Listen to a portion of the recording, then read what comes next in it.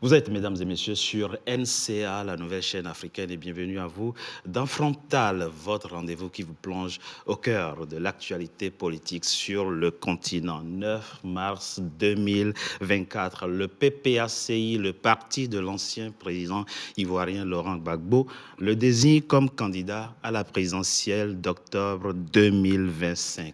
L'homme, quoique rayé des listes électorales en raison d'une condamnation, a aussitôt dit oui. Si cet obstacle est levé et si les Ivoiriens élisent Laurent Gbagbo en octobre 2025, il connaîtra un destin extraordinaire. Un destin similaire à celui de l'actuel président brésilien Lula da Silva qui, de la présidence de la République, s'est retrouvé en prison, puis de la prison à la présidence de la République. Alors, Laurent Gbagbo sera-t-il le Da Silva ivoirien? Rien n'est moins sûr. Dans la course, il y a un homme nouveau, Tidjane Thiam, ancien ministre ivoirien, ancien patron de Crédit Suisse et actuel président du PDCI, le Parti démocratique de Côte d'Ivoire. Beaucoup voient déjà en lui le symbole d'un renouvellement de la classe dirigeante en Côte d'Ivoire. Mais le président ivoirien Alassane Ouattara n'a pas encore dit son dernier mot. L'homme dont les partisans revendiquent un bilan brillant pourrait lui aussi être tenté par la présidentielle de 2025. Alors, quels en sont les enjeux? Quel regard porter sur sa gouvernance et surtout, quels sont les rapports de force à un peu plus d'un an de cette présidentielle? 3 Ivoiriens avec moi pour en parler. Bafalikou Doumbia, vous êtes ingénieur, un cadre d'entreprise, président de la section Union des cadres RHDP de France. RHDP, c'est le parti au pouvoir. Alors, comment se situer par rapport à la présidentielle qui s'annonce? Que dire de la gouvernance et du bilan du président Alassane Ouattara? On en parle au cours de cette émission. Merci. Merci d'avoir accepté notre invitation. Bernard Oudin, infatigable défenseur du président Laurent Gbagbo, dont vous êtes le conseiller spécial. Vous avez d'ailleurs consacré un livre à l'homme. Bernard Oudin est donc l'auteur de ce livre, Gbagbo, un homme, un destin, publié aux éditions Masmilo. Merci d'avoir accepté notre invitation. Nestor Kofi, vous êtes le haut représentant du président Tidjane Thiam. Vous êtes le représentant de Tidjane Thiam de la diaspora. L'homme a pris effectivement le 22 décembre dernier la tête du PDCI, le principal parti d'opposition en Côte d'Ivoire. Et d'ailleurs, il a été reçu ce 11 mars par le président ivoirien Alassane Ouattara. Une belle élégance politique, dirons-nous. Alors, dans quel état d'esprit abordez-vous la présidentielle qui s'annonce? On en parle au cours de cette émission. Merci à vous également d'avoir accepté notre invitation. Nous sommes le 6 août 2022. Le président ivoirien Alassane Ouattara prend un acte politique d'importance, gracier son prédécesseur Laurent Gbagbo. Une grâce jugée insuffisante par ses partisans qui espéraient davantage. En le désignant candidat à la présidentielle d'octobre 2025, ce 9 mars, ils espèrent sans doute, ou ils envisagent sans doute pour leur leader, la levée de cet obstacle. Mais quelles sont les chances de voir lever cet obstacle? Nous avons posé la question à l'avocat Djemal Taleb. On le coûte très rapidement, on en parle après. S'agissant de la candidature du président Laurent Gbagbo, il y a des choses qui me paraissent évidentes. C'est incontestablement un grand homme d'État, un chef d'État qu'il a été respectable, dont la taille, la pointure, la stature et la culture sur le continent africain ne font pas de doute. Il a exercé le pouvoir pendant 11 ans, dans des conditions que nous connaissons. Il est aujourd'hui revenu dans une Côte d'Ivoire nouvelle. Sa candidature me paraît couler de source. Le problème, en effet, qui se pose, c'est que le président Laurent Gbagbo est gracié et non amnistié. Et donc, la question de son amnistie se pose. La Côte d'Ivoire est un grand pays de paix, de concorde, de cohésion. Et il me semble que le président Ouattara ces dernières années, a fait preuve d'une grande ouverture d'esprit, d'un grand esprit de concertation, de partage, mais aussi d'inclusion de la vie politique ivoirienne. Et donc, il me paraît normal que le président Gbagbo bénéficie de cette clémence, de ce climat, et que sa candidature ne peut être que bénéfice profitable pour la Côte d'Ivoire de façon générale. Bernard Oudin, très rapidement. Laurent Gbagbo a été condamné à 20 ans de prison. Je l'ai dit, le 6 août 2022, le président ivoirien Alassane Ouattara l'a gracié. Pour l'instant, son nom ne figure pas sur les listes électorales en raison de sa condamnation. En le désignant candidat ce 9 mars à la présidentielle d'octobre 2025, qu'espérait le PPACI forcer d'une certaine manière, mais au sens élégant du terme, la main au président Alassane Ouattara pour qu'il lui accorde enfin l'amnistie et que son nom soit réinscrit à nouveau sur les listes électorales? Non, je pense qu'il faut présenter les choses différemment et revenir à l'essentiel. Le président Gbagbo a été envoyé à la Cour pénale internationale en 2011 par Alassane Ouattara et malheureusement le gouvernement français de l'époque. Le procès a duré jusqu'en janvier 2019. Oui. L'appel a été fait le 31 mars 2021, c'est-à-dire il n'y a pas très longtemps. Et le président Gbagbo, au terme d'un jugement d'acquittement qui fait 1000 pages, c'est pas simplement de dire qu'il est acquitté, il y a 1000 pages de développement pour démontrer pourquoi et comment Gbagbo est acquitté. Et dans ce cadre-là, il n'y a aucun fait, aucun acte qui peut être reproché à Gbagbo en Côte d'Ivoire. Alors, il existe ce narratif, que je dirais, de légende urbaine sur un pseudo-cas de la BCEAO qui n'a jamais eu lieu, sur le plan strictement factuel. Il y a eu une condamnation, que je mettrais entre griffes, Oui. mais qui n'a jamais été signifiée au président Gbagbo, si on veut rester dans la procédure judiciaire. Donc, pour le président Gbagbo, cette condamnation n'existe pas. Qu'on parle d'amnistie, qu'on parle de grâce, j'ai apprécié les termes de Maître Taleb, et je pense qu'il a parlé en homme de droit et aussi en homme de justice politique. Le problème de l'empêchement de Gbagbo sur la liste électorale est une fadaise qu'il faut lever le plus rapidement possible dans l'intérêt de tout le monde. La réalité des choses, c'est l'avenir de la Côte d'Ivoire. On a parlé des différentes possibilités de candidature pour 2025. Bien sûr. Je pense qu'il faut que le débat se place là-dessus. Et cette histoire d'amnistie ou de grâce ou de réinstaller Gbagbo sur les listes électorales n'est plus un sujet. Non. Monsieur Oudin. Monsieur Gbagbo sera candidat et aux Ivoiriens de désigner qui ils veulent comme président. On va dire les choses clairement. Je l'ai dit très clairement. Et méthodiquement. Et les débats anciens, on ne va plus revenir là-dessus, sinon ça ne nous fait pas avancer. Le fait est là, aujourd'hui, que le président Laurent Gbagbo traîne une condamnation de 20 ans pour braquage de la BCEAO. Est-ce que ça a eu lieu ou pas? Ce n'est plus le sujet aujourd'hui. La justice ivoirienne s'est prononcée. La question, c'est comment on fait maintenant? Comment on avance? C'est ça la question. On ne va plus revenir sur est-ce qu'il s'est rendu effectivement coupable de ça? Mais il est condamné. Voilà. La réponse l'a donnée M. Taleb. Il a dit, dans l'intérêt général, il vaut mieux que le président Gbagbo soit candidat parce qu'il a toutes les capacités pour être candidat. Bien sûr.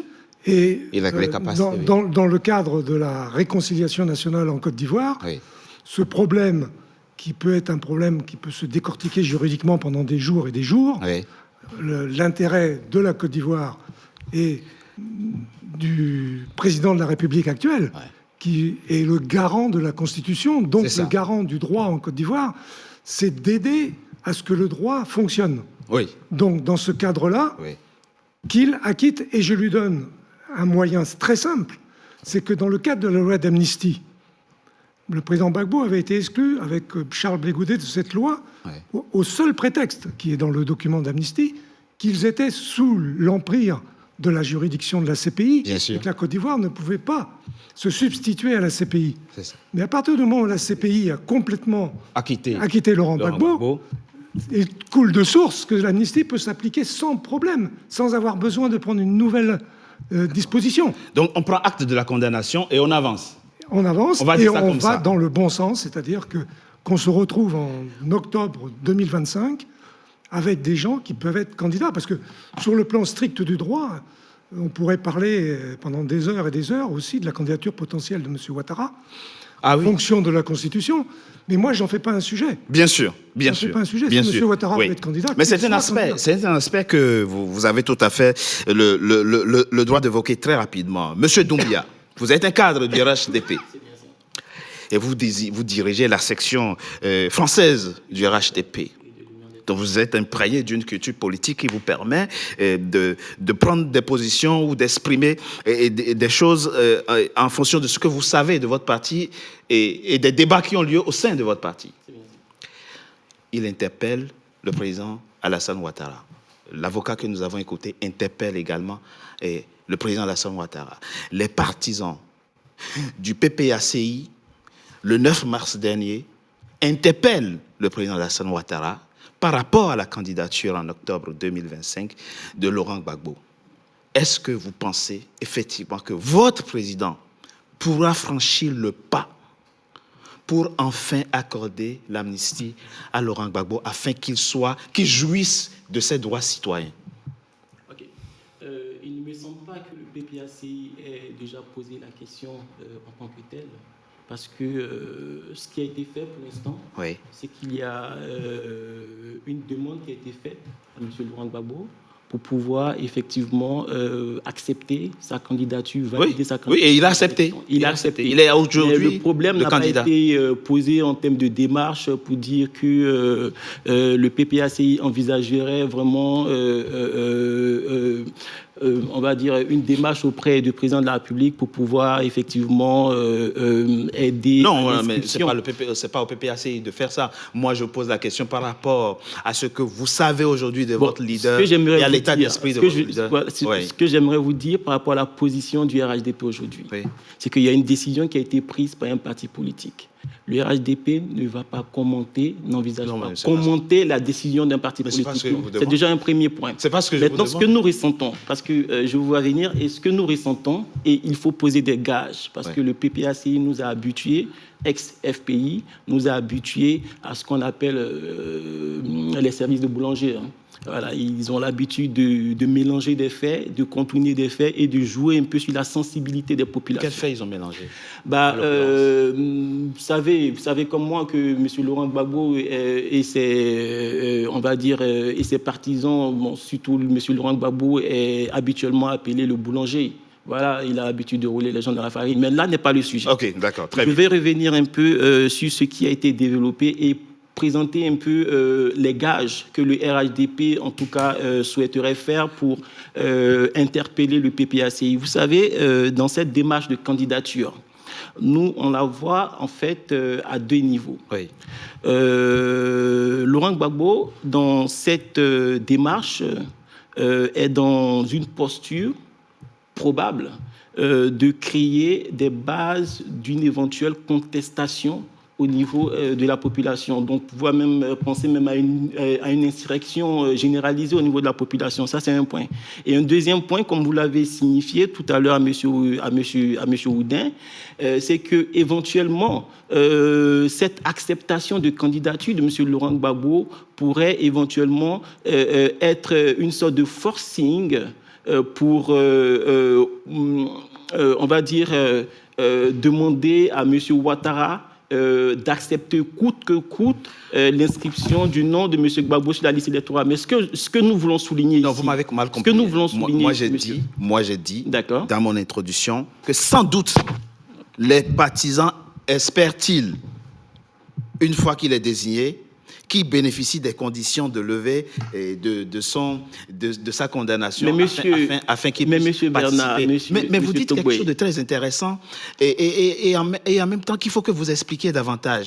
Ce n'est pas Laurent Gbagbo qui a demandé aux gens de le lire, ce sont, d'après ce que nous avons vu et compris, ce sont les partisans Enfin, du moins, le comité central. Le comité central, Le comité comme on central. le dit, oui, mais on sait que c'est le PPACI, ce sont les organes décisionnaires du PPACI qui, Oui, effectivement... Qu'est-ce que vous voulez dire? Vous voulez leur reprocher quoi?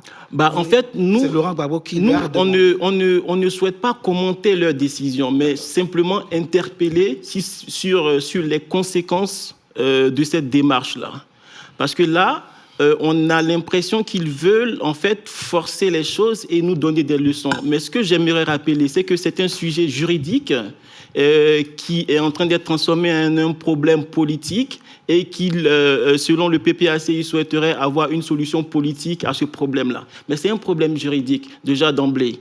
Maintenant, le risque auquel on s'expose peut être grave pour la Côte d'Ivoire. Vous voyez? Mais nous, aujourd'hui, au RHDP, on essaie de se concentrer sur l'argumentation qu'on pourra mettre en place pour pouvoir effectivement demander la candidature de notre candidat naturel, qui est le monsieur, le président. Très rapidement, avant de passer à monsieur Kofi, vous avez bien vu comment j'ai demandé qu'on suive dans cette émission le postulat du respect de la justice de Côte d'Ivoire et des institutions de Côte d'Ivoire. Absolument, il n'y a que ça. Voilà, il n'y a que ça. C'est pour ça qu'il y a un code électoral qui définit clairement comment est-ce qu'on peut être candidat en Côte d'Ivoire. Donc, et il faut s'y soumettre. Très bien. Voilà.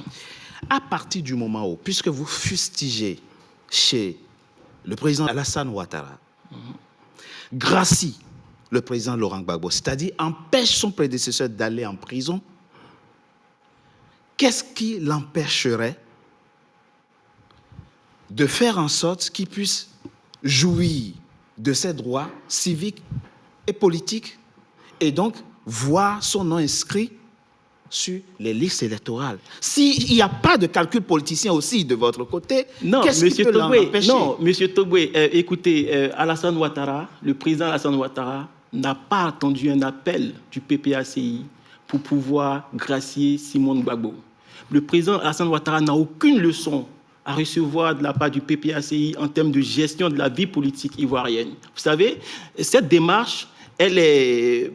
dans ma lecture, dans notre conception des choses, nous, on ne la commande pas, mais en fait, on souhaiterait poser des gages, comme je l'ai dit, parce que y a un fort risque, en fait, qui va se présenter avec ce problème-là. Donc, pour revenir, en fait, sur le sujet, c'est que Alassane Ouattara est un héritier d'Houphouët-Boigny et il agit en temps et en heure. Alassane Ouattara n'a pas attendu Laurent Gbagbo pour pouvoir libérer les prisonniers. C'est vrai. Absolument. C'est vrai. Et il n'a pas attendu Laurent Gbagbo aussi pour pouvoir autoriser, on va dire favoriser l'obtention du passeport de Charles Blé Goudé pour qu'il puisse rentrer au pays. Et même Laurent Gbagbo, quand il rentrait au pays, il a été très bien accueilli avec sa famille et Alassane Ouattara n'a pas attendu son appel pour pouvoir effectivement favoriser tout ça. Donc on n'a aucune leçon à recevoir de la part du PPACI en termes de gestion de la vie politique. Ils étaient en droit d'obtenir leur passeport. Ils sont des citoyens ivoiriens. On ne va pas quand même faire d'eux des apatrides. Oui, mais... Donc leur accorder leur passeport, ce n'est pas une faveur, c'est un droit citoyen. Mais qu'est-ce que vous dites de la sécurité, monsieur? Qu'est-ce que vous dites de la sécurité? Ça c'est une chose. Et là encore, leurs comptes ont été gelés. Monsieur Laurent Gbagbo, que j'ai vu effectivement aller voir les déguerpis à GESCO. Oui. Mais quand vous voyez Laurent Gbagbo, pour ces déguerpis-là, pour ces populations qui sont dans le besoin, milliardaire qu'il est, mais qu'est-ce qu'il a fait pour ces populations? Et je vous rappelle encore, en 2020, dans 2002, quand il y a eu l'insurrection, on va dire l'attaque qui a favorisé la rébellion et le découpage du pays en deux. Oui. Mais Laurent Gbagbo, c'était sous Laurent Gbagbo qu'on a eu en fait le balayage systématique des bidonvilles en Côte d'Ivoire. Ça veut dire quoi? Vous dites balayage systématique, ça veut dire quoi? En fait, ils ont cassé en fait tous les bidonvilles. On parlait de Washington et tout ça. En fait, tout ça a été cassé par Laurent Gbagbo. Et aujourd'hui, il vient se jouer les bons samaritains. C'est un peu comme si l'hôpital qui se fout de la charité. D'accord. Voilà. C'est très bien. On va rester focus sur la présidentielle de 2025, Nestor Kofi. Vous êtes un peu comme une sorte de troisième larron dans cette confrontation entre guillemets politique entre le PPACI, et en tout cas entre Bernard Oudin et et M. Doumbia, de là où vous êtes. Il a dit Alassane Ouattara est un héritier. Vous êtes le représentant à cette table du PDCI. Oui. Le parti du président. Félix Houphouët-Boigny. Donc, il y a forcément entre vous une sorte de connexion, une sorte de lien historique et idéologique. Tout à fait.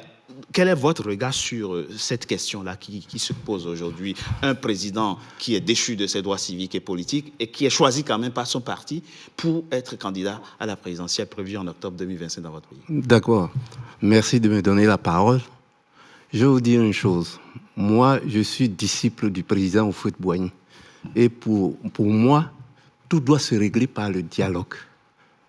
Pour qu'il n'y ait pas de conflit comme on a déjà connu par le passé.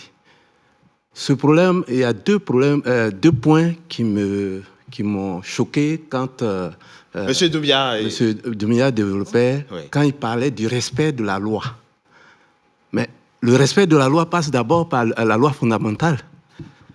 Parce que est-ce que M. Ouattara est dans cette disposition, puisqu'il a fait un troisième mandat. S'il vous plaît, vous n'allez pas revenir encore avec ce sujet. Hein? Il a fait un troisième mandat en violant notre loi fondamentale. Et il vient aussi dire que Blé Goudé a eu son passeport, c'est une faveur. Ce n'est pas une faveur, c'est un droit. Parce que dans notre Constitution, il est interdit de contraindre un Ivoirien à l'exil. Donc, si on doit respecter les lois, c'est lui qui est le président de la République. Donc, à la magistrature suprême, il doit être d'abord le premier à respecter ces lois-là. Quelle loi constitutionnelle a-t-il violé, s'il vous plaît? Le troisième mandat, ça, on n'a que droit à 2 mandats en Côte d'Ivoire. Il a fait son troisième mandat, il est en plein dedans et il envisage de faire même un 4e mandat. Ça, on ne le sait pas encore. Il nous le dira dans cette émission. Il a dit tout à l'heure. Il a dit son souhait. Son souhait à lui. Son souhait à lui.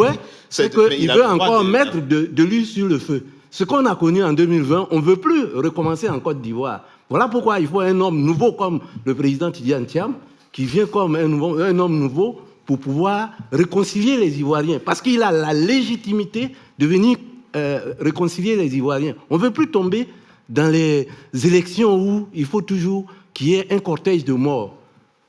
Une élection, c'est un jeu démocratique. Et le jeu démocratique passe par le respect des règles et des lois qu'on se donne librement. Donc, moi, je ne peux pas comprendre qu'on vienne me dire que aujourd'hui, alors que une justice supranationale pour le même fait a rendu sa décision... Non, pas pour le même fait. C'est pour les mêmes faits. Non. Il a été déporté. Il faut clarifier les choses. Hein. Oui. La CPI n'a pas été saisie par cette histoire de braquage de la BCEAO. Hein. La CPI, les compétences de la CPI concernent des infractions ou des incriminations spécifiques. Génocide, crime de guerre, crime contre l'humanité. Oui. Mais tout ce qu'ils ont dit, ça a été balayé. Oui, ça oui. De la main. D'abord, c'était une injustice. Parce que si quelqu'un n'a pas commis une faute, qu'on le déporte, et que 10 ans après, il est acquitté, moi, je pense que pour aller, dans la paix en Côte d'Ivoire, parce que le président Houphouët dit, la paix, ce n'est pas un vain mot, c'est un comportement. Et il faut une volonté politique. D'accord. Essayez de clarifier votre réponse par rapport à la candidature de Laurent Gbagbo et à la position qui doit être celle du président Alassane Ouattara et relativement au souhait des militants du PPACI, c'est quoi? C'est quoi votre question? Vous dites, moi, je pense vous ne voulez pas que... Enfin, du moins, vous dites, la candidature et voir le président Alassane Ouattara candidat, c'est mettre de l'huile sur le feu, pourquoi? Moi, j'ai dit, dans ces conditions, il faudrait que les élections soient ouverte à tout le monde. Ah d'accord, très bien. Donc il faut qu'on aille jusqu'à accorder l'amnistie. Il faudrait qu'il y ait Laurent Gbagbo. Que ce soit, si M. Ouattara, tant est que M. Ouattara doit se présenter, ça doit être ouvert à tous. Dès lors, il y a des conditions. Il y a le mécanisme d'abord, la CEI, qui doit être, comment on appelle, totalement remise à... On en reparle, on en parlera D'accord. au cours Donc, de cette émission. moi, je pense qu'aujourd'hui, Oui. ce qu'il faut ouvrir faire, le jeu politique. il faut ouvrir le jeu politique. De façon à ce que tout le monde puisse Se présenter pour qu'il n'y ait pas de mort, hein, alors que l'élection, c'est un jeu démocratique. Merci. J'ai voulu répondre en 2 minutes, Oui, 1 minute à M. Doumbia. Le président Gbagbo est sans doute l'homme politique ivoirien qui a toujours respecté absolument les lois. Et d'ailleurs, il avait dit le 4 décembre 2010, à son investiture après l'élection de 2010, un discours au palais qui est un discours qui doit être présenté dans les écoles à tout le monde sur démocratie et république. On ne peut pas avoir de démocratie sans respect des lois, on ne peut pas avoir de république sans démocratie. Monsieur Doumbia nous parle aussi de Laurent Gbagbo Boulanger. Je rappellerai simplement aux Ivoiriens ou aux autres qui ne sont pas au courant de ce terme que c'est un terme qui a été employé en 2000 par le feu général Gueye, qui avait dit à Gbagbo la veille de l'élection « Je te nommerai Premier ministre quand je serai président ». Et le lendemain, quand ils étaient chez Agré, Monseigneur Agré, paix à son âme, Gueye a rappelé ça à Gbagbo, qui lui a dit « Oui, mais l'élection s'est passée, c'est moi qui ai gagné, donc c'est caduc ». Et là, Gueye a parlé que Gbagbo l'avait roulé dans la farine, je ne sais pas de quelle façon, mais simplement c'était les faits. Donc cette histoire de Boulanger ne tient pas la route. Et puis une dernière petite chose par rapport au GESCO. Le GESCO, c'est la responsabilité à 100%, GESCO et Boribana, à 100% des actes du RHDP aujourd'hui, que ce soit ceux de Siseba Congo ou d'autres. Et on rappelle cette histoire de Washington. Je suis désolé, mais le quartier de Washington, qui est au-dessus du monument des martyrs en remontant le boulevard Mitterrand, a été détruit à l'époque, mais avant d'être détruit, il a été reconstruit en face du cimetière de la route d'Alépé à Abobo pour que les déguerpis aient un toit le soir même. Et je rends hommage à ce moment-là à Bédié, parce que ça s'est passé non pas sous Gbagbo, mais sous Bédié. Il faut connaître l'histoire de la Côte d'Ivoire. Tout à fait. Très bien. Écoutez, on marque une courte pause. On se retrouve dans quelques instants pour la suite de notre émission. À tout de suite.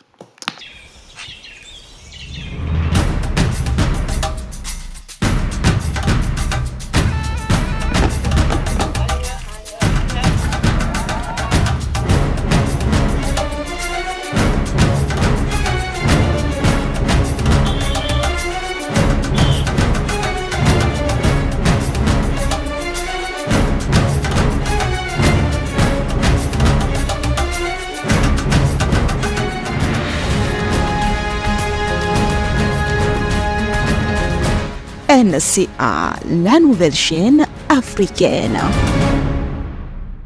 Deuxième partie de notre émission consacrée à la Côte d'Ivoire qui tient sa présidentielle en octobre 2025. Un nouvel invité m'a rejoint, Paul Arnaud Bertin Zéouri. Donc vous êtes le vice-président du PDCI RDA.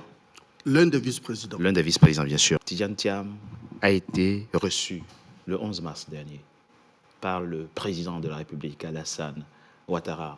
On a vu une belle photo, des personnalités qui étaient détendues, souriant. On sentait de la sérénité. Moi, j'ai même parlé dans mon introduction d'élégance et politique. C'était quoi l'objet de cette rencontre? Bonjour à tous. Bonjour à M. Bernard Oudin. Bonjour à M. Doumbia. Écoutez, Tidjane Thiam est un homme élégant, naturellement. Il a fait ses classes... Je ne parlais pas du physique. Il a fait ses classes dans les hautes institutions nationales et internationales. Quand il va rencontrer M. Alassane Ouattara, c'est un aîné qu'il rencontre, c'est le président de la République de Côte d'Ivoire qu'il rencontre. C'est une famille, la Côte d'Ivoire. Oui. Donc il déploie, n'est-ce pas, toute une élégance pour montrer quelle est l'approche politique du PDCI-RDA, de la politique, qui est la politique de la concorde, de l'unité, de la fraternité. Ensuite, l'objet de cette rencontre, l'objet, c'est simple, c'est annoncer donc la date des obsèques du président Henri Konan Bédié, qui va avoir lieu à partir du 20 mai jusqu'au 2 juin. et puis évoquer des questions d'intérêt national et international. C'est aussi simple que ça. Mais en le recevant, ce 11 mars, le président Alassane Ouattara recevait après aussi un concurrent à lui. Vous ne faites plus mystère. Un concurrent... Politique, un adversaire politique. Je dirais dans la perspective de la présidentielle. Je ne dirais pas les choses comme ça. C'est un adversaire politique, un adversaire idéologique, un adversaire dans les approches des questions politiques, des questions de développement. Après, ils ont tous les deux parlé, vous les avez entendus, sur, si vous voulez, la proximité des vues sur les questions macroéconomiques, microéconomiques. Le PDCI-RDA est un parti démocratique, d'obédience libérale, on va dire, de droite. Le RHDP, on va dire, est sorti un petit peu du ventre du PDCI-RDA. Donc, quand un père a généré un enfant, l'enfant peut développer, si vous voulez, des compétences différentes, mais il n'ira jamais plus loin. Donc, on considère que le RHDP tient du PDCI-RDA et c'est normal que les deux points de vue ne divergent pas sur la forme. Maintenant, sur le fond, c'est un autre modèle qu'on voit dans l'arrivée de Tidjane Thiam, qui est donc manifestement différent du président Henri Konan Bédié. On va en parler tout à l'heure. Du président Félix Houphouët-Boigny. On reviendra tout à l'heure sur ce que incarne à vos yeux le président, oui, bien sûr, le président Tidjane Thiam. C'est le président du PDCI. Bien sûr, le président du PDCI-RDA et l'offre politique qu'il veut proposer, ou du moins qu'il entend proposer aux Ivoiriens. Très rapidement, Bernard Oudin. Quand on parle d'une présidentielle, c'est-à-dire, on parle d'un mandat qui s'achève aussi.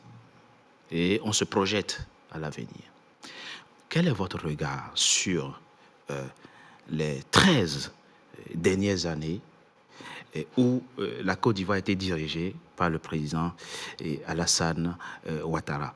Vous émettez le souhait de voir le président Laurent Gbagbo candidat à cette présidentielle et pour qu'il remporte même cette présidentielle. Quel est le regard que vous portez sur celui donc de son prédécesseur, si éventuellement il devient... Vous savez, il y a quelques années déjà, dans un certain nombre d'interviews, quand on me posait la question, en particulier par rapport à certaines réalisations du régime Ouattara aujourd'hui, et à l'époque on parlait du pont Henri Konan Bédié et de 2-3 autres réalisations, j'avais l'habitude de répondre, un pont ça ne se mange pas. Parce que quand on veut développer un pays, il est bien de faire des infrastructures, mais il faut se rappeler qu'on a aussi des habitants dans ce pays. Et que ces habitants-là, le fait qu'il y ait un très joli pont, qui soit en plus à péage pour certains, ça n'arrange pas nécessairement le garbat du soir. Donc, c'est là qu'est le vrai sujet. C'est est-ce qu'on a le développement du pays pour avoir quelques réalisations, entre guillemets, qui pourraient être considérées comme pharaoniques, et à côté de ça, des populations qui restent dans un état déplorable, comme celles qu'on a déguerpies de Boribana, du GESCO, sans parler de toutes celles qui vivent dans les villages, les campements, avec des problèmes d'eau, d'électricité, d'accès à la circulation et au déplacement. Donc le vrai problème est là. Pour les Ivoiriens, ils vont pouvoir s'exprimer. Une élection, ça permet au peuple de s'exprimer. Parce que comme dit le président Gbagbo, le fauteuil présidentiel appartient au peuple. Oui. Le président est locataire. Et pendant qu'il est locataire, il faut qu'il agisse pour que le peuple décide de le garder ou de le congédier. Si on voit la Côte d'Ivoire aujourd'hui, on est très inquiet pour la future. Le plus gros Vous êtes très inquiet pour le futur de la Côte d'Ivoire. Le plus gros problème de la Côte d'Ivoire aujourd'hui, c'est son endettement par rapport à l'international. Et ça, c'est une chose qui va être très difficile à gérer pour les générations futures. Quand Gbagbo a été arrêté en 2011, on avait obtenu le PPTE, le système du mécanique des Nations Unies, du Fonds monétaire et de la Banque mondiale, qui est sur les pays pauvres très endettés. Ce qui permettait de faire chuter les endettements de la Côte d'Ivoire de façon drastique. D'ailleurs, c'est la seule personne qui en a bénéficié, c'est Ouattara, après la chute de Gbagbo, puisque ça a été appliqué à partir de juin 2011. Mais c'est sous le président Gbagbo que tout a été monté. Et dans ce cadre-là, la dette extérieure de la Côte d'Ivoire a été redescendue à 4 000 milliards. elle est aujourd'hui au-delà de 30 000 milliards. C'est hallucinant. Moi, j'ai été, il y a une cinquantaine d'années, conseiller technique au ministère des Finances à Abidjan. Mon ministre s'appelait Henri Conan-Bédier. Je m'occupais de dette publique. Mais des chiffres comme ça, c'était tellement astronomique qu'on n'y aurait même pas pensé. Aujourd'hui, on est dans cette situation, et c'est ça le vrai problème. Prenez l'Argentine, prenez le Ghana, prenez le Congo, prenez d'autres... Quel Congo? Le Congo-Brazza, par exemple. Oui. Ce sont des pays qui ont été mis quasiment sous tutelle d'organismes privés internationaux, ce qu'on appelle les fonds vautours. Oui, oui, c'est vrai. Et oui. parce que les dettes de ces pays-là ont été rachetées par les fonds vautours. Et les fonds vautours, eux, ils ne veulent pas un pourcentage de la dette. Ils veulent la dette elle-même. Oui. Et ils ont pris dans certains pays comme le Congo ou l'Argentine, vous voyez l'état de l'Argentine aujourd'hui. Ouais. Ils ont hypothéqué quasiment le pays. Absolument. Et la Côte d'Ivoire est dans cette situation. Je ne vois pas très bien la comparaison. La comparaison, c'est qu'avec 33 000 milliards d'endettement, vous avez aujourd'hui le gouvernement ivoirien qui fait ce qu'on appelle de la cavalerie financière, c'est-à-dire qu'on prend des emprunts pour rembourser les autres emprunts. C'est-à-dire que les intérêts de la dette sont tellement élevés qu'il faut prendre des emprunts pour payer ces intérêts. Et là, le pays, on peut dire tout ce qu'on veut. On pourra avoir un très joli pont à Auban. Fakouri est un excellent architecte. Je rappelle aussi au passage que l'autoroute du Nord jusqu'à Yamoussoukro... En pleine rénovation, oui. Jusqu'à Yamoussoukro, il était construit en 2010. Oui, mais donc, c'est en rénovation actuellement. Et puis il y a la corniche San Pedro qui a dû être refaite Abidjan. parce que à l'époque ils ont reconstruit et ça a duré je ne sais pas combien de temps, etc. On ne va pas énumérer tout ça, mais le fait principal c'est la dette et la situation des Ivoiriens au jour le jour dans tous les coins de Côte d'Ivoire. Il est très dur, hein. Il est très dur. Mais c'est bien ça. Bernard Oudin, il résume le bilan du président Ouattara, il dit il y a quelques 3 réalisations. C'est très dur comme bilan, mais il évoque quand même un sujet capital, fondamental. Ben, vous répondez, lui. En fait, ce que j'ai envie de dire à monsieur Oudin, d'emblée, j'ai comme l'impression qu'il veut se substituer à une agence de notation, alors que nous, en Côte d'Ivoire, on écoute les experts. Selon Moody's, l'agence de notation internationale, la Côte d'Ivoire est montée d'un cran en termes de solvabilité et d'emprunt. On est passé du niveau, si je ne me trompe, je ne suis pas expert des terminologies, mais on est passé à un niveau BA2, si je ne me trompe, stable. Voilà. Oui. Donc la Côte d'Ivoire est un pays crédible et un pays qui peut rembourser ses dettes. Ça, c'est déjà un premier point. Maintenant... Mais soyez précis. Hein. Il a évoqué des choses. Il dit, on ne mange pas des ponts. On ne mange pas des points, c'est des... Donc, quand il dit ça, il faut parler de la pauvreté. Il faut parler des choses concrètes. Je vais juste... La vie est-elle chère à Abidjan ou pas? Il faut donner des factuel, choses. Allez, voilà. Écoutez, si moi, en tant que transporteur, je prends juste un exemple. Oui. Je suis transporteur du taxi, je suis un taximètre, par exemple, et que mon déplacement quotidien, oui. Par exemple, si je dois effectuer des déplacements Cocody, Koumassi, en passant par le plateau, et qu'avant, ça me prenait 1 heure, avec peut-être 30 minutes supplémentaires d'embouteillage, et que grâce au pont qui a été mis en place, je peux me déplacer en seulement 30 minutes, je pense que c'est un gain quotidien en termes de rentabilité. Il n'y a plus d'embouteillage dans Abidjan. Je ne dis pas qu'il n'y a plus d'embouteillage, mais il y a la possibilité, il y a des alternatives. Ouais. Aujourd'hui, il y a des solutions qui sont mises en place pour pouvoir faciliter, désengorger Abidjan et faciliter la circulation. Je prends l'exemple du taximètre pour vous dire qu'en termes de coûts de transport, de coûts de carburant, j'ai un gain par rapport à ce qui se passait avant. En termes de maintenance de mon véhicule, j'ai un gain parce que j'arrive à rentabiliser en fait sur ce fait-là. Et donc, du coup, clairement, en fait, je gagne en fait à la fin de la journée quelque chose que je ne pouvais pas effectivement bénéficier avant parce qu'il fallait aller voir un mécanicien et tout ça. Donc, c'est des réalités aujourd'hui que font que témoignent en fait les populations ivoiriennes. Moi, aujourd'hui, quand je vais à Abidjan et que je dois me déplacer à Yamoussoukro, je fais mon déplacement aujourd'hui en moins de 2 heures, alors qu'avant, en fait, c'était plus que ça. Et sont pas les seuls exemples en fait qui existent. Donc aujourd'hui, c'est pour dire que on mange le pont parce que le pont nous permet de pouvoir effectivement rentabiliser sur nos activités quotidiennes. Si vous dites ça, vous laissez supposer que tous les Ivoiriens vivent à Abidjan et que la Côte d'Ivoire, c'est Abidjan. Ce n'est pas le cas. Non, les ponts et les infrastructures routières ne sont pas seulement qu'à Abidjan. Si on aborde le sujet sur le bilan, en fait, moi, je vous donnerai des chiffres, en fait, parce qu'avec le gouvernement RHDP et Alassane Ouattara, en fait, tout est traçable et tout est visible et palpable encore. À la différence de ce qui se passait avant. Quand on prenait le pouvoir en 2013, je vais aller sur l'existant, ce qu'on avait avant 2011 et ce qui a été fait aujourd'hui. Oui. Quand on parle de pont, en fait, avant 2011, figurez-vous que pendant 50 ans, la Côte d'Ivoire n'avait que, comment on appelle ça, la Côte d'Ivoire avait combien de ponts? On avait le pont Félix-Houphouët-Boigny et puis Charles de Gaulle. Aujourd'hui, on a augmenté ce chiffre-là. Si vous prenez les infrastructures routières, vous avez quoi? Voilà, tel qu'on le signifie aujourd'hui, on a plus de 25 ponts et échangeurs construits par le gouvernement Ouattara.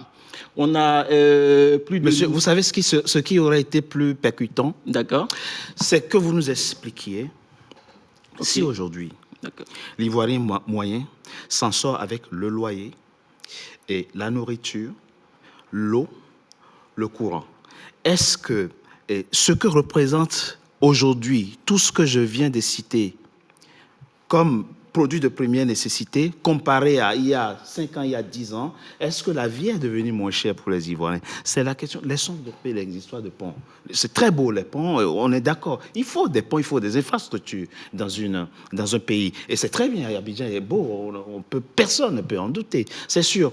Mais là, quand on fait un focus sur le panier de la ménagère, est-ce que la vie est devenue moins chère pour les Ivoiriens ou pas? C'est la question qui est posée, la question du coût de la vie. Aujourd'hui, en fait, il y a une forte proportion et une forte amélioration par rapport à ce qui se faisait avant. D'accord. Le PIB a carrément augmenté en Côte d'Ivoire. La classe moyenne aujourd'hui est plus ressentie. Et si vous prenez le PIB par habitant, il a carrément, je dirais, doublé. En 2011, le PIB par habitant en Côte d'Ivoire était de $1 213. Aujourd'hui, il est carrément à $2 300. Et ça sont des chiffres qui sont réels, qui peuvent être vérifiés. Et aujourd'hui, je peux vous garantir, monsieur, que la vie de l'Ivoirien moyen a changé en Côte d'Ivoire. Ils ont l'accès à l'électricité, ils ont l'accès à l'eau potable. L'école est gratuite. Vous avez totalement raison. Absolument. 92% de taux d'électrification. Absolument. Vous avez fait un bon. Et nous visons les 100% à horizon 2025. Dans 2 ans, la Côte d'Ivoire, il ne se passera une parcelle du territoire national en Côte d'Ivoire qui ne bénéficiera pas en fait de l'électricité. Et si vous prenez le nombre d'abonnés en 2011, on était à 1 million. Aujourd'hui, nous sommes à 2,6 millions d'abonnés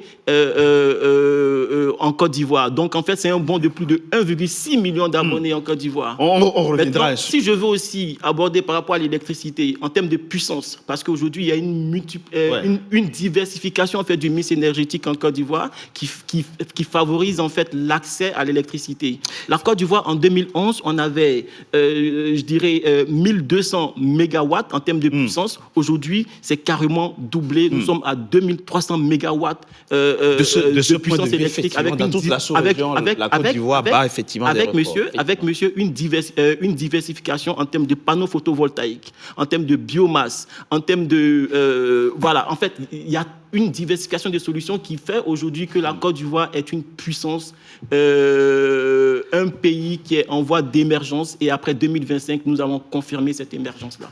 Sous la houlette du docteur Alassane Dramane Ouattara compris. Merci.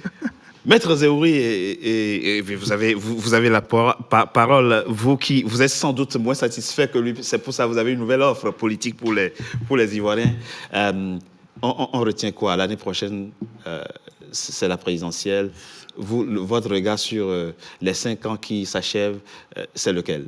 Je voudrais remercier le président Tidiane Thiam d'avoir porté son choix sur moi pour être son haut représentant dans un district très important de plus de 2 400 000 habitants en Côte d'Ivoire. Vous voyez, monsieur Togbé, je n'ai pas de papier, comme mon voisin. Je n'ai rien noté, je n'ai rien préparé. Il faut que ça soit souligné, d'accord? Bien. Mais deuxième chose qu'il faut souligner, c'est que moi, je vis en Côte d'Ivoire. Et je suis donc à Paris pour une visite de travail et d'affaires. Une fois ces 2 points soulignés, j'aimerais dire ceci. La Banque mondiale, Oui. sur le compte rendu de, comment vous appelez déjà, Jeune Afrique, Oui. il y a une semaine, Oui. rendait compte d'un état comparé du niveau de vie des pays africains. Hélas, la Côte d'Ivoire est le premier pays où le coût de la vie est le plus cher, tenez-vous bien, au monde. Au monde. Alors, sur une échelle de 100, établie par les institutions financières internationales, par la Banque mondiale, C'est à vérifier. à New York, vous vérifiez dans Jeune Afrique. Un New-Yorkais... La vie est plus chère à Laissez-moi vous expliquer. Lorsque vous êtes attributaire de la note de 40 sur 100, ça veut dire que vous vivez à 60% moins bien chez vous qu'à New York. Lorsque vous avez la note de 40 sur 100, ça veut dire que dans votre pays, vous vivez 60% moins bien qu'à New York. Le revenu moyen de New York. Pour faire court et simple... Monsieur Richard, oui. je n'ai pas terminé. Oui, allez-y. Comme il ne reste que 2 minutes. Je viens sur la Côte d'Ivoire. Oui. La Côte d'Ivoire obtient 8,5 sur 100.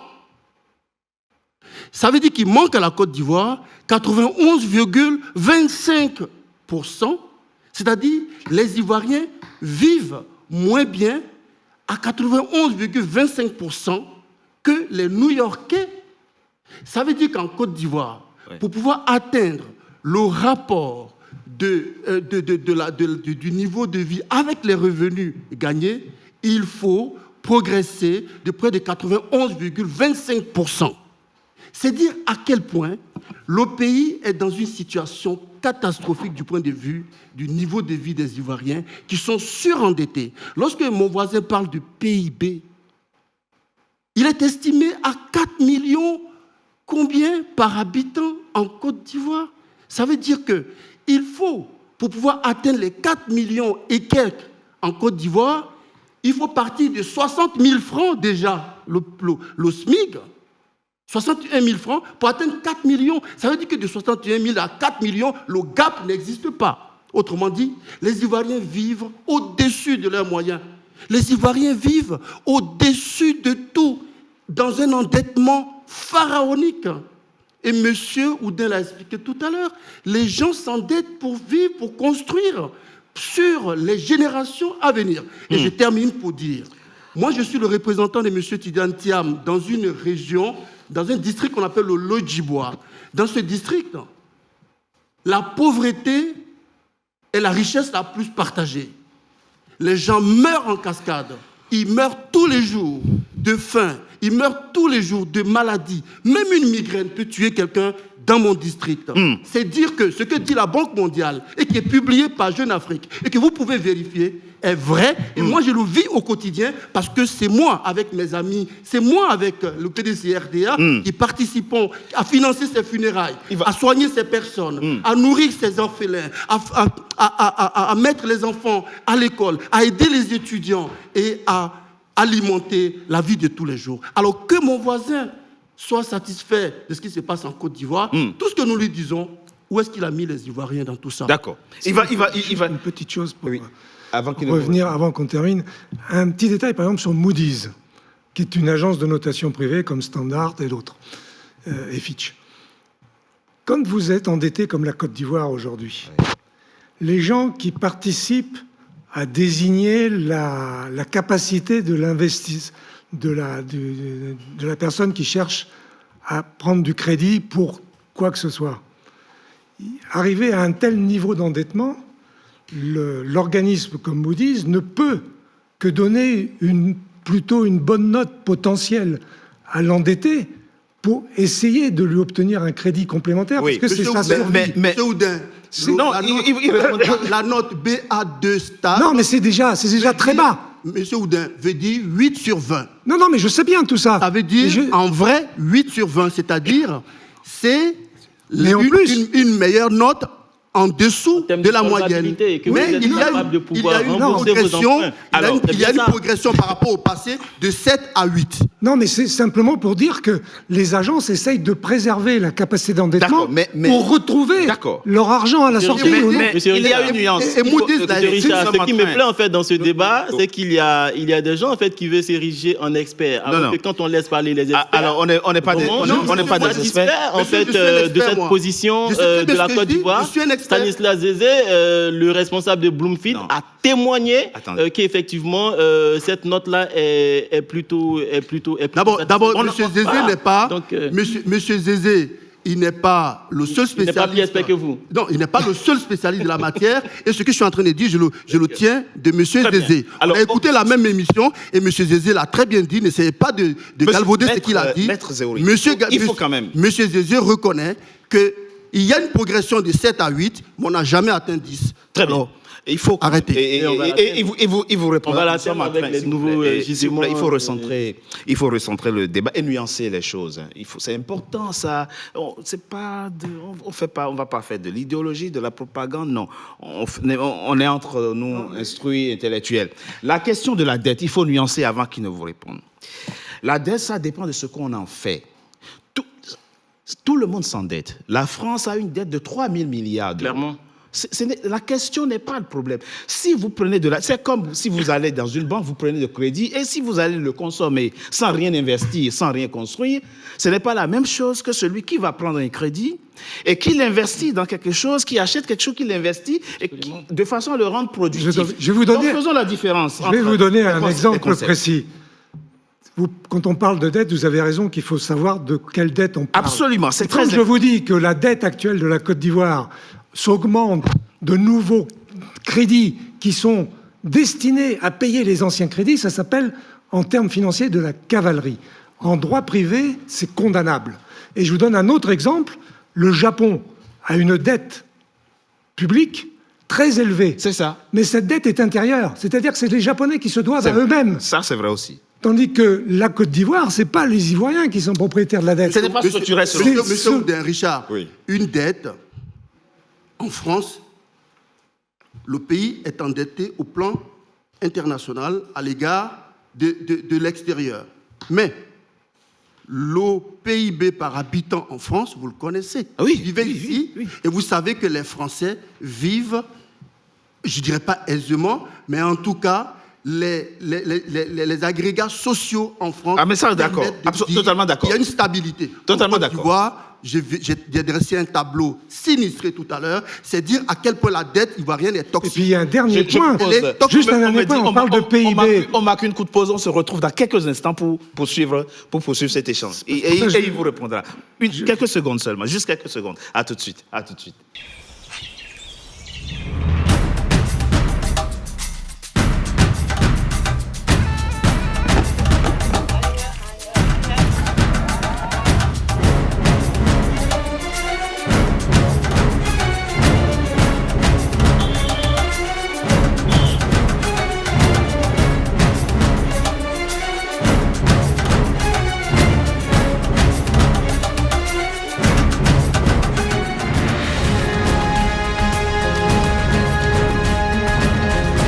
NCA, la nouvelle chaîne africaine. Troisième et dernière partie de Frontal. Le numéro de ce jour est consacré à la Côte d'Ivoire. Monsieur Oudin, très rapidement, vous vouliez dire quelque chose avant qu'on ne... Oui, il y a deux petits détails. Un macro et un micro. C'est ça. Sur le plan macroéconomique, on parle de PNB, de PIB, etc. Mais aujourd'hui, il y a un indicateur qui est fondamental, c'est l'indice de développement humain. C'est vrai. Cet indice de développement humain permet de compiler à la fois les résultats économiques, macroéconomiques, et les résultats sociaux pour voir quelle est l'osmose entre les deux. Et la Côte d'Ivoire est parmi les derniers pays au monde en IDH. On est derrière le Burkina Faso, ce qui est inimaginable. Je ne sais pas si la Côte d'Ivoire est le dernier pays. Dans l'un des derniers. Je pense qu'il y a le Niger encore derrière. Le dernier rapport du PNUD. L'IDH, ça vient des Nations Unies. La Côte d'Ivoire est 159e sur 191. Non, mais vous vous rendez compte, regardez le nombre de pays qui sont devant nous, c'est inimaginable. Oui, c'est dans le monde. Hein. Mais en 1960, à l'indépendance de la Côte d'Ivoire, le PNB de la Côte d'Ivoire était égal au PNB de la Corée du Sud. C'est vrai. Je ne veux pas vous dire aujourd'hui quelle est la différence. En tout cas, la Côte d'Ivoire... C'est un point macroéconomique qui fait en sorte, comme disait M. Zeroui, c'est que là, les Ivoiriens vivent mal, parce que c'est l'IDH qui démontre que les Ivoiriens vivent mal. Ce n'est pas simplement le fait d'avoir un gros PNB qui est lié à par exemple, à l'endettement général, qui vient gonfler la valeur. Mais quand vous dites ils vivent mal, vous faites allusion à quoi concrètement? Mais vous savez, moi, je ne vis pas à Abidjan en ce moment pour des raisons que vous pouvez imaginer. Alors, mais moi, je vais vous dire, j'ai tous les jours Abidjan au téléphone, des amis chefs d'entreprise, dont un a construit un des stades. Richard, ma facture d'électricité, je ne parlerai pas de quelqu'un d'autre. Hein. Je parle de moi, ma facture d'électricité. J'habite là où j'habite, à Cocody. Ce mois-ci, 400 000 et quelques francs. Oui, mais ça dépend de comment vous consommez. Non, monsieur, j'ai que 2 climatiseurs chez moi à la maison. Oui. Et j'ai toujours payé 300 et quelques mille francs sans savoir pourquoi.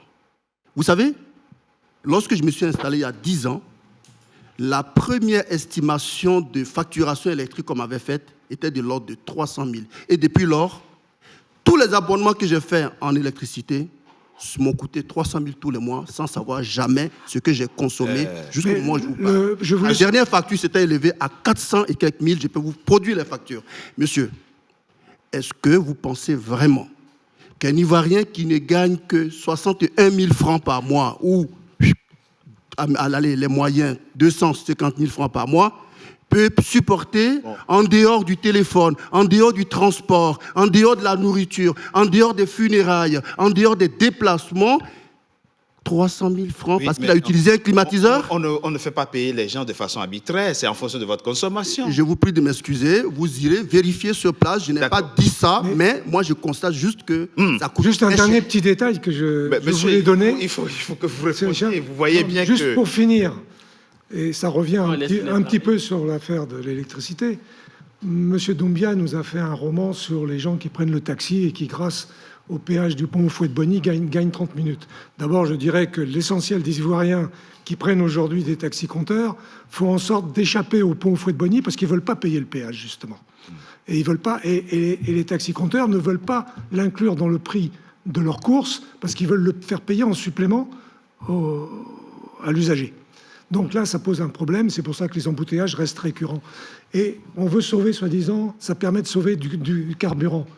Belle affaire. Et à ce propos-là, pourquoi, dites-moi, que le carburant en Côte d'Ivoire vaut tant et que ce carburant transporté par Citarail depuis la Cire jusqu'à Ouaga coûte moins cher à Ouaga qu'à Abidjan? Expliquez ça aux Ivoiriens. Monsieur Doumbia, deux éléments essentiels ont été évoqués dans les propos de Monsieur Oudin et de Maître Zeroui. C'est la question de la cherté de la vie, du coût de la vie, de la qualité de vie. On a vu, ça existe sur Internet, le rapport du PNUD de 2022-2023 est disponible. Le positionnement de la Côte d'Ivoire n'est pas reluisant. Ce qui ne veut pas dire que le gouvernement ivoirien ne travaille pas dans ce sens. Alors, quelle est la nuance que vous voulez apporter? Et puis, ils ont donné un exemple spécifique, même si ce n'est pas singulier à la Côte d'Ivoire, parce que avec la guerre en Ukraine, moi, je ne tente aucune explication. Je ne sais pas comment s'approvisionne la Côte d'Ivoire en énergie, mais le courant coûte cher aujourd'hui dans pratiquement tous les pays du monde. Mais en fait, c'est à vous de donner l'explication spécifique par rapport à cet élément qu'ils ont évoqué. Oui, vous savez, monsieur Toubé, aujourd'hui, en fait, le gouvernement Alassane Ouattara a cette faculté-là de pouvoir justifier certaines situations parce Ouais. que le PPACI, ex-FPI, et le PDCI ont quand même géré ce pays-là. Vous voyez? Et l'instabilité occasionnée par les politiques de ces partis, en fait, ont été les conséquences de certaines situations qu'il fallait gérer en amont, hein, qui peuvent vraiment expliquer certaines difficultés. Mais le gouvernement Alassane Ouattara aujourd'hui propose des solutions pour les Ivoiriens. Vous voyez, vous convenez avec moi que nous avons vécu la crise liée à la pandémie du Covid. Voilà, et le gouvernement ivoirien a pu pallier quand même à des solutions, notamment par rapport aux difficultés sur la vie, sur la cherté de la vie et tout ça. 2020. Et nous agissons aujourd'hui avec le gouvernement ivoirien en toute transparence. Hein. Les prix sont affichés et les consommateurs ont la possibilité de pouvoir vraiment se plaindre auprès des autorités. Donc ça, c'est un. Donc moi, je ne vais pas gérer, en fait, je ne vais pas justifier des situations macro, hein, de factures, d'augmentation de factures et tout ça. Vraiment, la Côte d'Ivoire a des entités juridiques. Et si éventuellement vous estimez que votre consommation mensuelle n'est pas vraiment facturée au juste prix et que vous puissiez le justifier, ben, la loi, en fait, peut... voilà, vous pouvez faire face en fait, à la loi. Vous avez plutôt... Mais nous, on agit... En fait, nous, on a les chiffres, on a les statistiques et on a les chiffres. Je ne dis pas qu'il n'y a pas de difficultés en Côte d'Ivoire. Je ne dis pas qu'il n'y a pas de cherté de vie en Côte d'Ivoire. Mais les solutions sont là. Et le gouvernement du président Alassane Ouattara s'attelle vraiment à soulager les populations. Figurez-vous que la Côte d'Ivoire aujourd'hui est un pays qui va bientôt s'estimer être un pays pétrolier avec la découverte de deux gisements, notamment le gisement Kalao tout récent en 2024 et puis la mise en production du gisement Baleine qui a été détecté sur nos côtes. Donc la Côte d'Ivoire avance, monsieur. Et l'organisation de la Coupe d'Afrique, c'est un témoignage. Nous avons reçu plus de 1 600 000 personnes qui sont venues dans notre pays et qui ont témoigné vraiment, on va dire, de la beauté de ce pays-là. C'est la vrai. faculté d'accueil, en fait, des Ivoiriens. Et puis, le niveau de vie, en fait, voilà, s'il y avait tous ces problèmes que je n'occupe pas, en fait, hein, mais s'il y avait tous ces problèmes, je pense que tout ça, ça serait mis au vu de tout le monde. Donc, les Ivoiriens vivent mieux qu'avant. Les Ivoiriens se soignent mieux qu'avant parce que le président Alassane Ouattara a pu construire des infrastructures hospitalières. Les Ivoiriens sont mieux éduqués. Vous savez qu'en 2011, nous avions seulement environ 270 collèges, lycées ou collèges construits en Côte d'Ivoire. Aujourd'hui, en l'espace de 10 ans, ces chiffres-là ont été multipliés par 2. Nous sommes à plus de 550 lycées ou collèges. Les universités, et ça c'est au passage, les universités, quand le président Alassane Ouattara prenait le pouvoir en 2011, nous avions seulement que 3 universités construites. L'université d'Abobo-Adjamé, l'université de Cocody et l'université de Boaké. Oui. Et une parenthèse, 2 de ces universités-là ont été construites par M. Alassane Ouattara quand il était Premier ministre, sous Houphouët-Boigny. Aujourd'hui, on a ajouté au nombre précédent, les 3 universités, nous avons construit 6 universités supplémentaires. Et je me passe en fait des constructions en fait de CAFOP et des réhabilitations de CAFOP pour les enseignants et les professeurs. Et encore, témoignage à l'appui des différents stades de football qui ont été construits. C'est un gros investissement personnel de M. Alassane Ouattara. Et donc, tout est visible, tout est palpable. Nous n'allons pas commenter, nous n'allons pas nous apitoyer en fait sur des situations,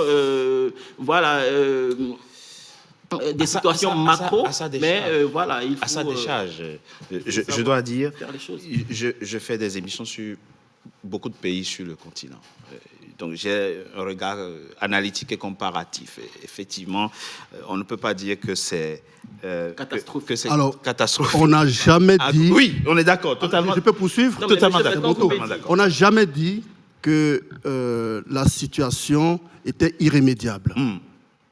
Elle a beau être catastrophique, elle n'est pas irrémédiable. Elle n'est pas Enchaînez catastrophique, pour nous monsieur. dire... Alors, je vais vous dire, Voilà. je vais vous dire Voilà. Sur ces questions évoquées, quelle est la stratégie, quel est le message que vous portez, l'offre que porte la candidature du président Tidjane Thiam, par exemple? Je vais y venir. Oui. Mais je voudrais dire à mon frère Doumbia, avec la liste qu'il est en train d'égrener, que c'est une réalité visible. Mais il a fini de citer. C'est fini, il a tout dit. Il a tout dit. En 2011, M. Toubé, n'importe qui aurait pris le pouvoir après la gouvernance de Laurent Gbagbo et la négociation des PPTE, vous produisez des résultats plus performants, plus efficaces, plus clairs que ce que M. Doumbia a l'air de nous égrener. Encore que le PDCI dont est issu le RHDP avait déjà planifié, exécuté, programmé, sans compter ce que M. Laurent Gbagbo a pu faire en temps de crise. Vous avez entendu parler du budget sécurisé? Ce budget, c'était un budget qui a été énoncé en pleine crise de la Côte d'Ivoire, monsieur.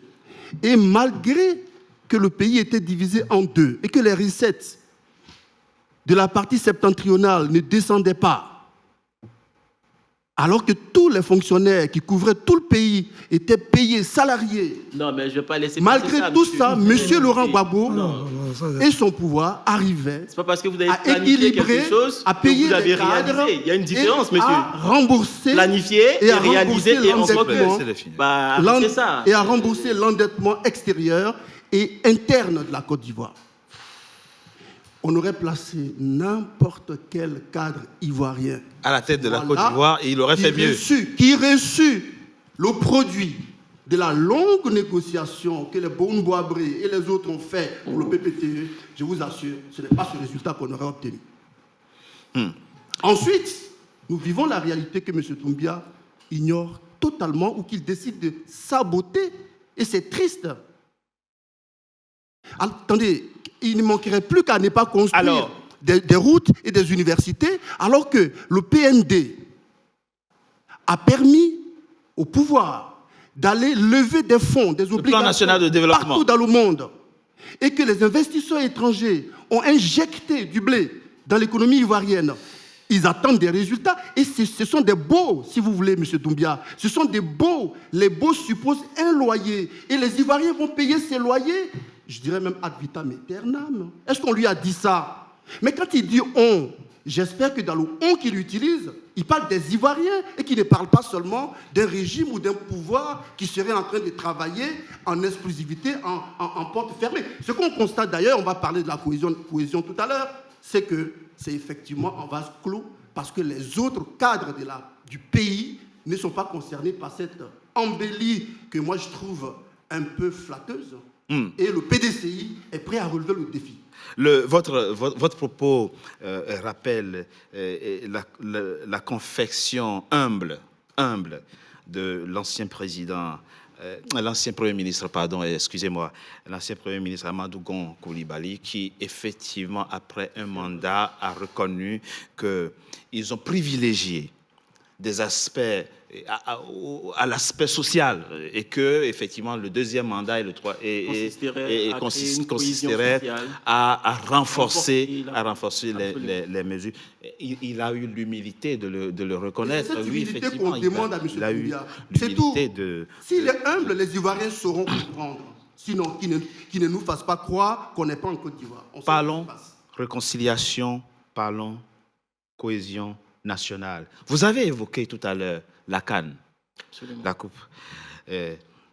africaine que vous venez d'organiser et que vous avez remporté. C'est bien. Et c'est peut-être encore le moment de dire félicitations à toutes. 500 milliards de francs CFA pour organiser la CAN. On ne va pas polémiquer 500 milliards. Moi, je ne suis pas... Dites-moi, quelle infrastructure en Côte d'Ivoire, d'hébergement, hôtelier et autres sportifs a coûté 2 milliards? Dites-moi.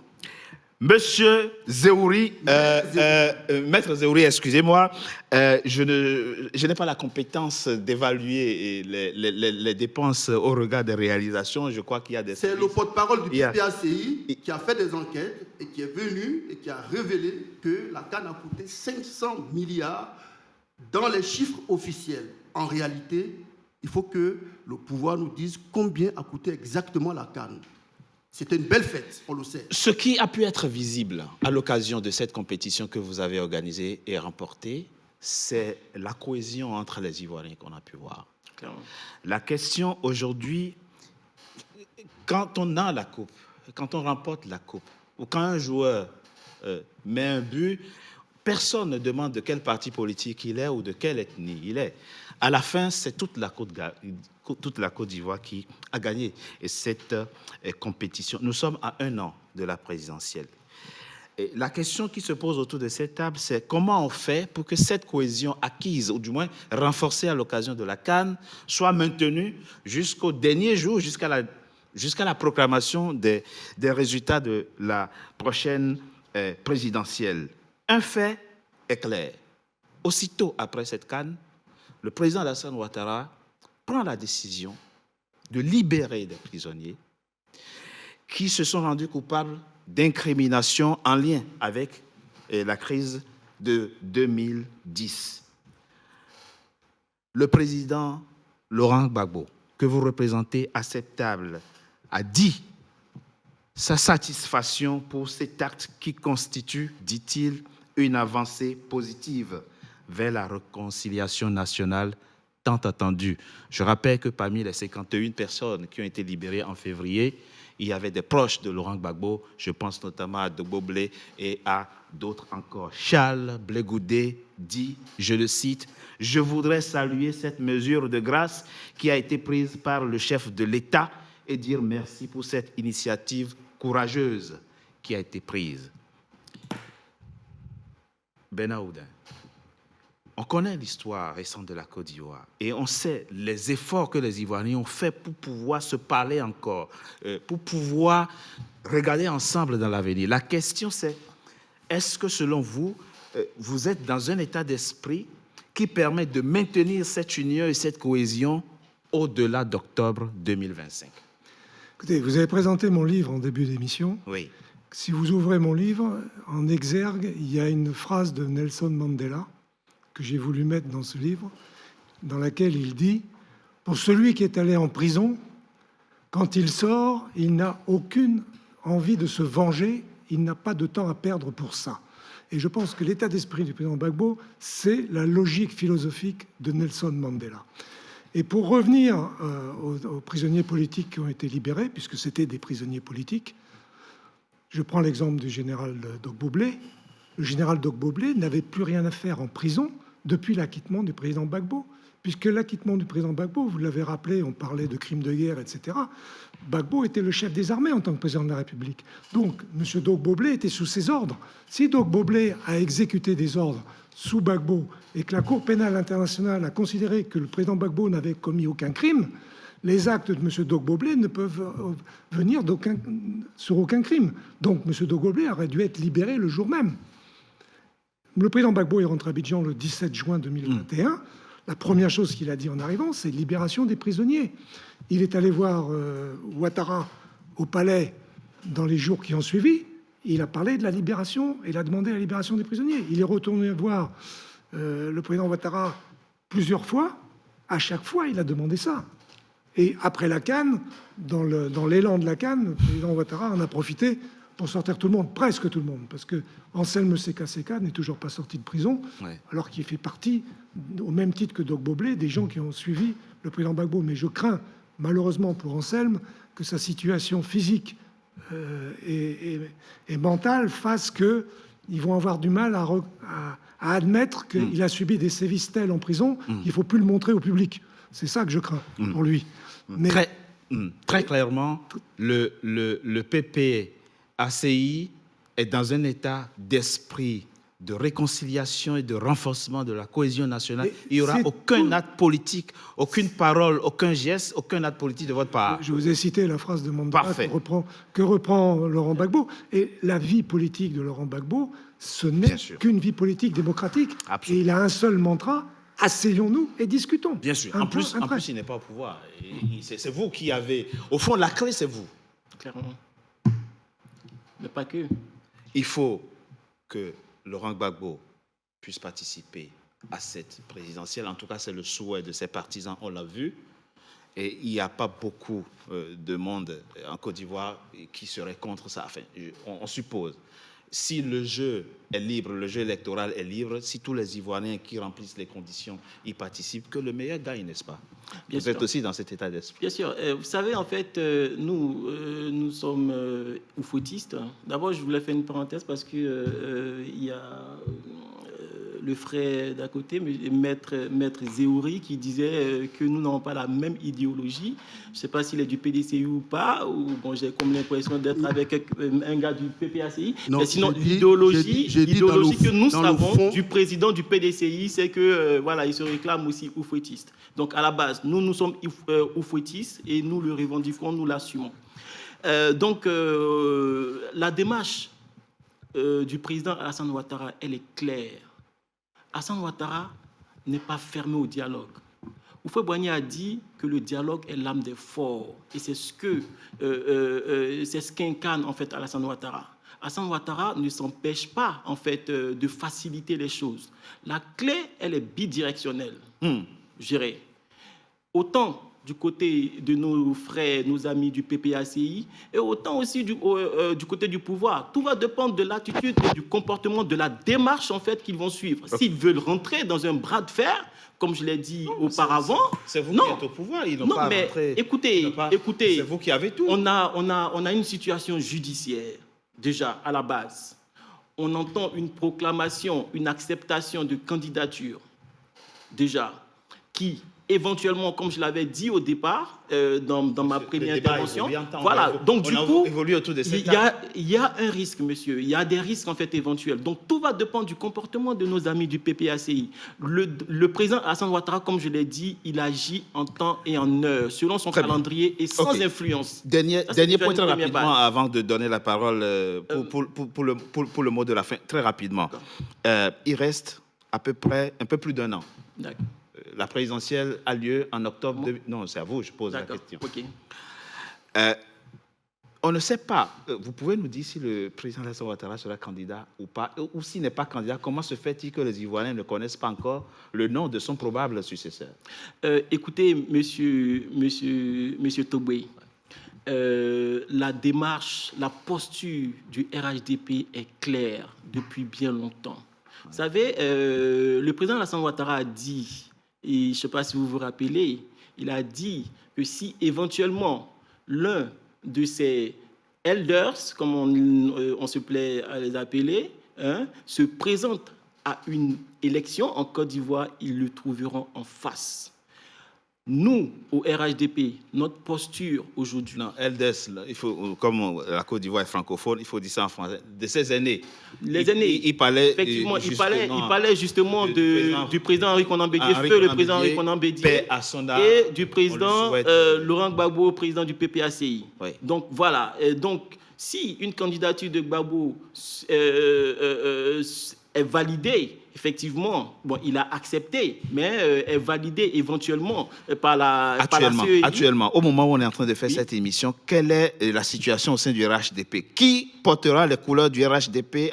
Oublions Gbagbo, Le oublions Henri RHDP est en Konan train de s'aménager pour pouvoir proposer une candidature. Mais nous, notre position au niveau de l'Union des cadres, et je saisis le plateau pour lancer cet appel, nous demandons à la haute direction du RHDP, au secrétariat exécutif, d'accélérer la procédure de demande de la candidature du docteur Alassane Ouattara pour un quatrième mandat 2025. Pour un quatrième mandat. Il s'agira du deuxième mandat de la troisième République, s'il vous plaît.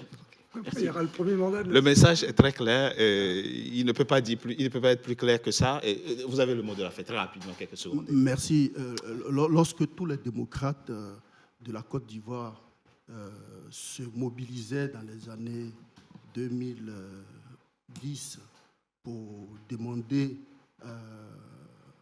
une transition politique en Côte d'Ivoire dans la paix pour que M. Alassane Ouattara vienne au pouvoir, nous savions qu'à un moment donné, il devait desserrer l'étau sur tout ce qui est confiscation des libertés. Cela a été demandé maintes et maintes fois. Aujourd'hui, nous devons saluer l'amnistie, la libération de certains prisonniers qui ont eu la chance d'échapper à la mort. Oui. Ce qui n'est pas forcément une très bonne chose. Je veux dire, cette libération des pères et des mères de famille aurait pu intervenir bien plus longtemps avant pour permettre à chaque Ivoirien de reconnaître les mérites de son président. Sur ce chemin, 2 secondes. quoique cela n'est pas encore terminé, Oui. Il faut poursuivre cet effort, en tout cas de décrispation, Absolument. pour permettre à tous les Ivoiriens de manger dans la même assiette. Merci. Monsieur, je voudrais terminer en disant, le président Tidiane Thiam du PDCRDA souscrit complètement à la décrispation. Voilà pourquoi il est toujours très humble, il est toujours très disposé, il est oufouettiste, mais pas seulement dans le principe, mais dans le sang aussi. Et il ne dit pas que les autres ne sont pas oufouettistes, d'autant plus que Félix Houphouët-Boigny nous avait tous adoptés, y compris le président Laurent Gbagbo. Donc, en soi, tous les Ivoiriens sont oufouettistes. Aujourd'hui, l'expression de notre vécu politique et les orientations divergentes montrent bien qu'il y a des positions, des idéologies qui vont être retenues de part et d'autre. Tidiane Thiam est venu avec une nouvelle idéologie qui est j'allais dire, technocrate, qui est axée sur l'appui du terrain, qui est celle dans laquelle moi je m'inscris. On reviendra dans d'autres émissions. En tant qu'acteur de terrain. Très bien. Donc, je voudrais vous dire merci de nous avoir permis d'expliquer Absolument. tous ces choix, Oui. et de dire, en tout cas à mon voisin et au pouvoir d'Abidjan, que la Côte d'Ivoire est une indivisible.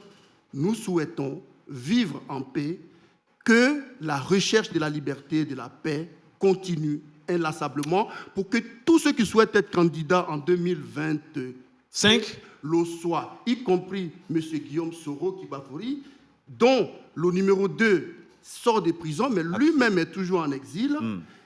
Si on veut décrisper, allons jusqu'au bout. Absolument, c'est un bel appel que vous venez de lancer. Si par hasard le pouvoir ivoirien tombe sur cette émission, alors nous ferions de prendre en compte votre appel et que tous les enfants de Côte d'Ivoire, quoi qu'ils aient fait, puissent retourner dans leur pays. C'est très compliqué de vivre loin de sa terre natale, loin de son pays, et qu'ensemble, vous construisiez la Côte d'Ivoire. Merci. Merci à vous d'avoir accepté de participer à cette émission. C'est donc la fin de Frontal, votre émission dont le numéro de ce jour a été consacré à la Côte d'Ivoire qui tient sa présidentielle en octobre 2025. À très bientôt pour un nouveau numéro de Frontal. Et si vous voulez suivre cette émission à nouveau, allez sur www.nca-tv.com. Merci et à très bientôt.